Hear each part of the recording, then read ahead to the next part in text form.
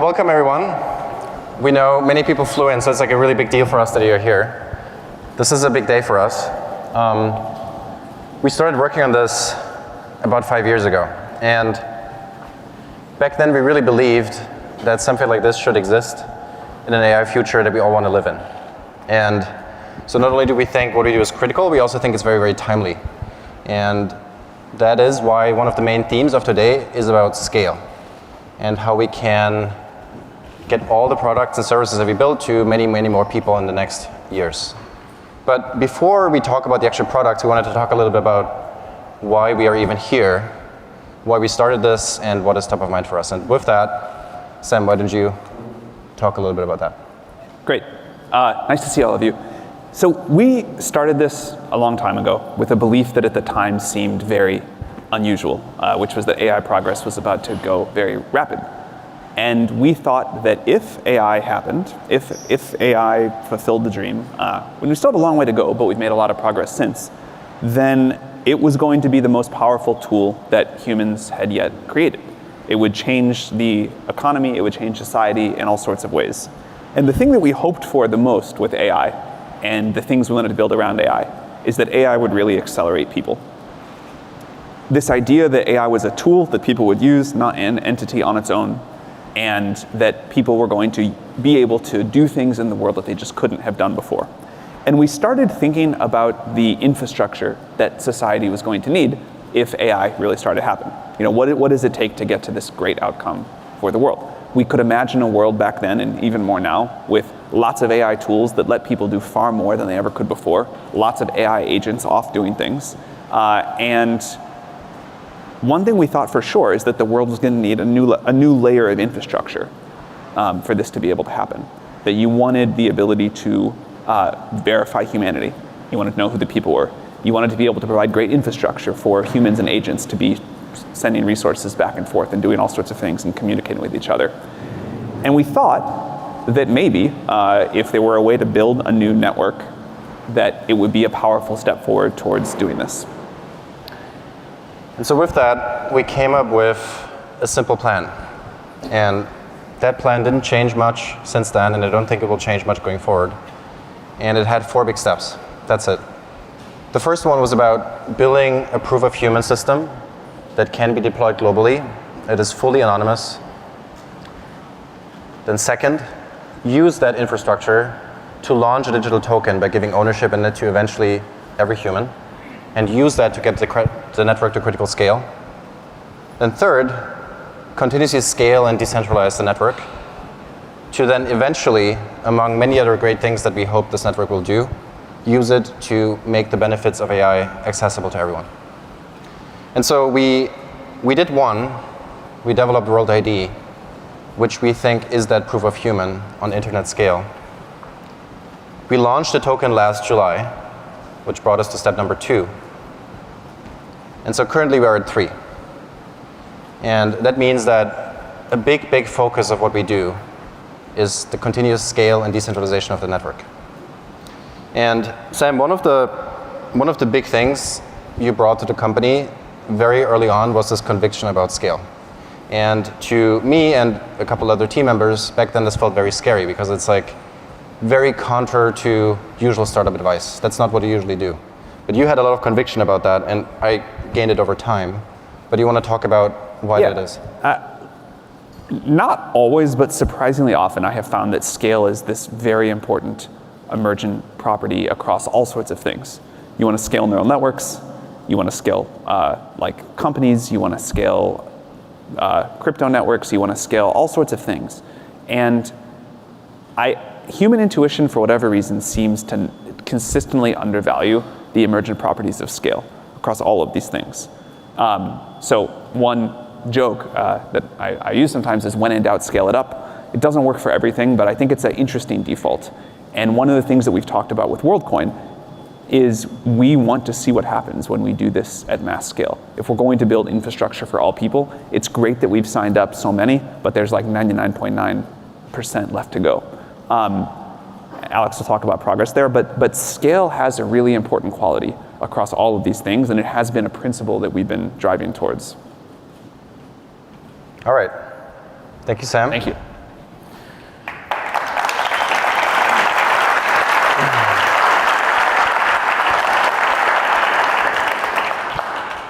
So well, how are we doing on that? Currently, every 2 seconds someone new is joining the network. We are at 15 million total users, 7 million of which verified with an orb.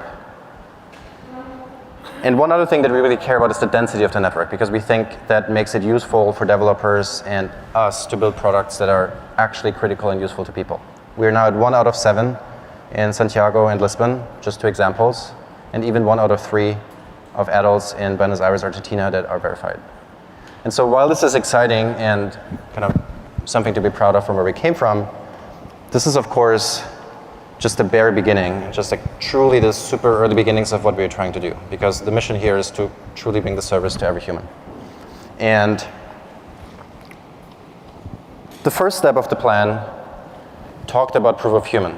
And 5 years ago, this sounded like this abstract thing, because Alan Turing, as many of you know here, in the 50s proposed a very important test, the Turing test. And for many decades, this was seen as this like massive major milestone that maybe eventually AI will pass. I remember when I was a student, my professors were talking about this and like how this is like decades out. But in the last 12 months, we actually passed the Turing test. And this is a really big deal. Not only did we do that, we are also now entering a time in which we are about to have almost real-time generated video content. We will have photos and these kinds of things. And actually, for most of the situations, this is going to be super exciting because it will make content better suited to what we like. It will be super entertaining, but it will also require us to rethink how we as a society operate. We need to rethink how we do elections, how we run our democracies, and even how we use the services that we love, like our social networks. And so with that, we think we need a new test, and that is a proof of human. And we think we need it now. But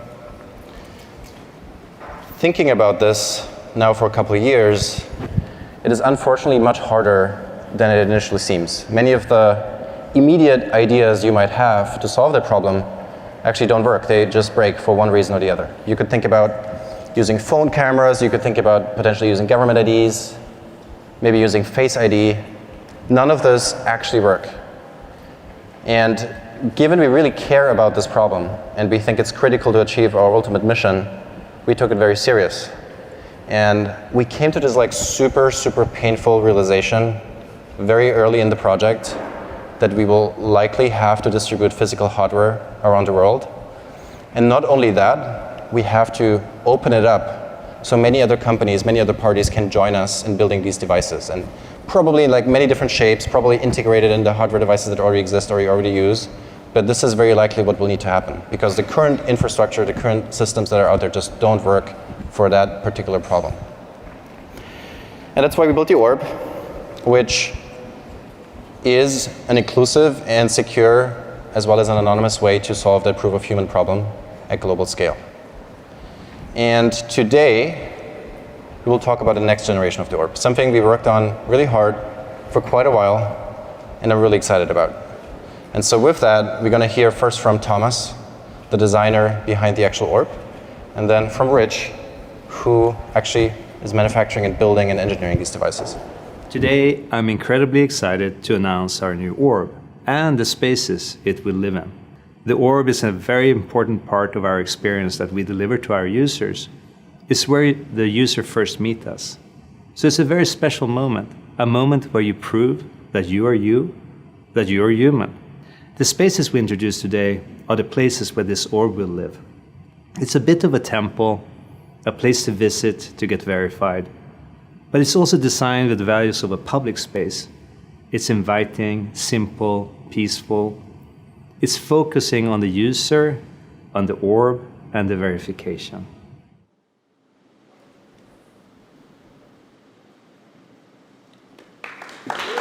So here it is. Here's the new orb.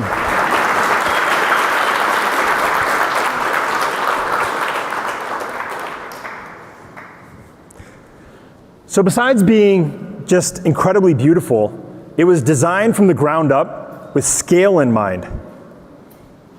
The entire software stack was completely rewritten for all orbs to enable verifications 3 times faster than before. The new orb was designed with 30% fewer parts, and it enables us to assemble them at twice the speed. Initially, we're tripling the production capacity of the orb, with plans to increase that even further with new assembly partners and locations around the world. We're making progress towards the ultimate goal of decentralized orb manufacturing. The latest orb is built with the NVIDIA Jetson architecture, which has 5 times the AI performance over the previous generation. It's capable of 100 trillion operations per second. So this enables the new orb to execute sophisticated AI models that prove humanness and operate entirely on device, and even faster than before. The new orb was built with more transparency and the ability to audit the code that's running on it. It has a fully removable SD card that contains all the operating instructions. So anyone can compare those instructions on the SD card versus our published source code. But to provide access to every human, we need more orbs. Lots more orbs, probably on the order of 1,000 times more orbs than we have today. Not only more orbs, but more orbs in more places. And I want to talk about a few ways we're going to achieve that today.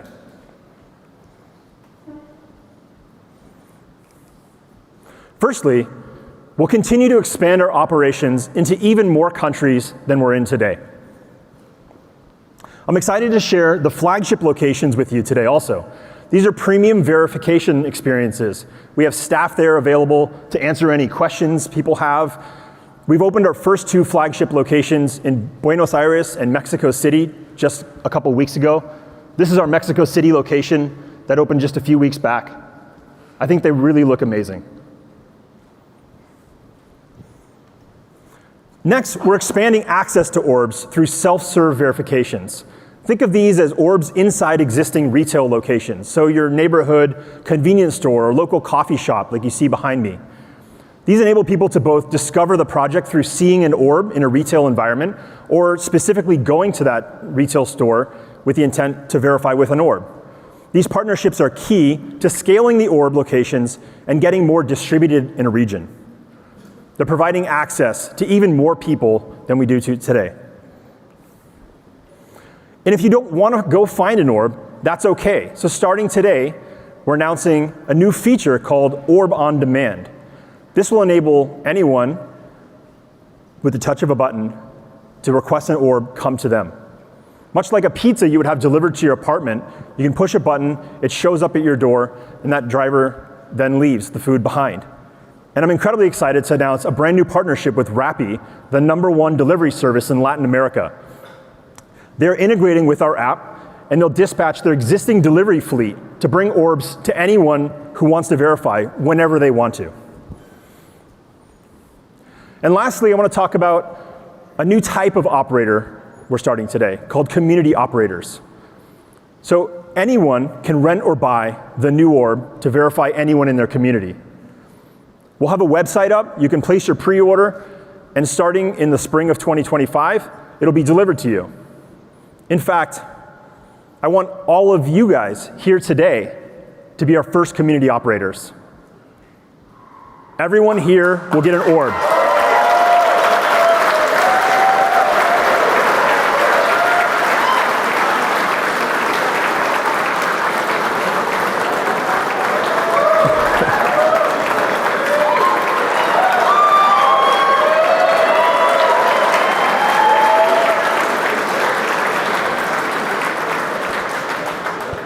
So we made these amazing metal cards that we're going to distribute afterwards. And of course, we're going to use World ID to equitably distribute these cards to everyone. We want to make sure everyone gets their orb and no one's able to redeem 2 of them. So all you'll need is a World ID. We'll have a station in the back. And if you don't have one yet, that's okay. There are lots of orbs available after the presentation. So go to your World ID and be our first community operators. So with that, I'll turn it over to Alex.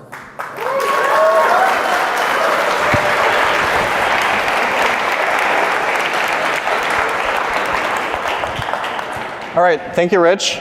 One thing I'm really excited about is something we talked about for a long time, which is opening up the operations to truly everyone. And I think that will change how the network functions and will drastically scale it up. And of course, you're going to be the first of these community operators. So this is exciting too.